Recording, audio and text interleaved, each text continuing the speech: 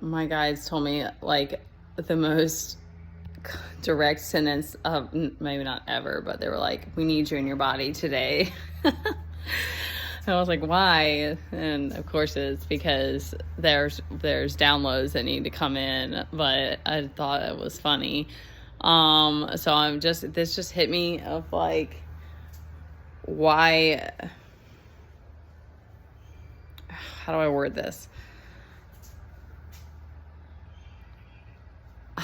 I don't. It's so subjective, but I've heard Lauren Crin speak on about how the most spiritually advanced path is to be in divine union with another.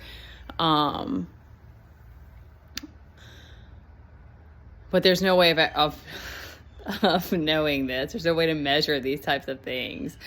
But it just hit me. It hit me that it's like men can give, like a man can be on a spiritual journey and give and be an oracle and like give insights or do energy work or whatever pathway he takes, and he can still going within and still releasing and burning his shadow and all these different aspects. But like, as I was thinking about like for men and women, like why it's just so and it will always be a question, I guess, but it's just like it blows my mind because I can't be a man.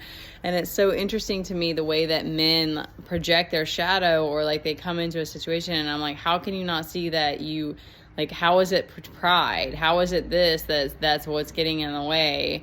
And wondering as well, like, I probably will always be that type of person that like I want to feel into somebody's experience. And so I wonder what it's like for a man. Like, how does shadow work feel? Like, what is it like having to go through a dark night of the soul and have your reality change and having to see truth? And like, what does that feel like in their body?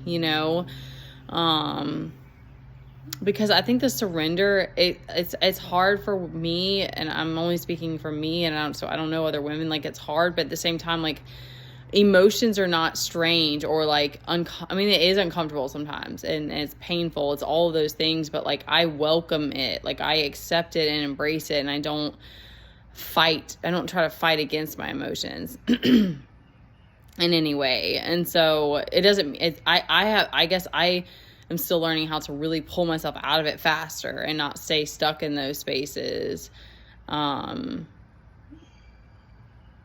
So it's so interesting how it's like, there's just things that we start to see that like everything is put together in a way that it's like, because I think that this came to me because it's like, I think a man and a woman coming together who are both choosing the divine and are both seeking God, that become the mirror for each other, that's like the most powerful clash of facing yourself that you can have in this life, because it's so intense. It's so crazy because, again, it takes so much discernment, and like there's so many ways that our nervous system comes up with stories, and so it feels like sword fighting sometimes with the ego to let it go.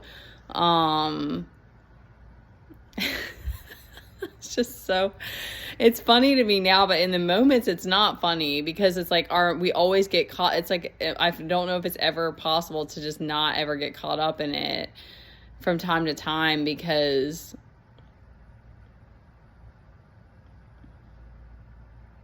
we are emotional and we are caring. And so I think as a woman, it's like it's very empowering to like stand in your power, but it's also like, especially like the high priestess energy, I don't really enjoy it very, very much. Like, I really prefer being in more of a nurturing, creative space, and being able to like let my guard down, and not, so it's not comfortable to always have to be in that like Queen of Swords position,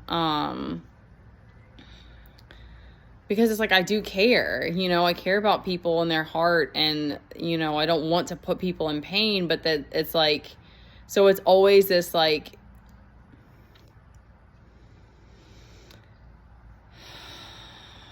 It's wild, but it's fascinating. And I do think it's necessary. I see so much, you start to see more and more why it's a choice, and why some people in this lifetime would much rather just settle and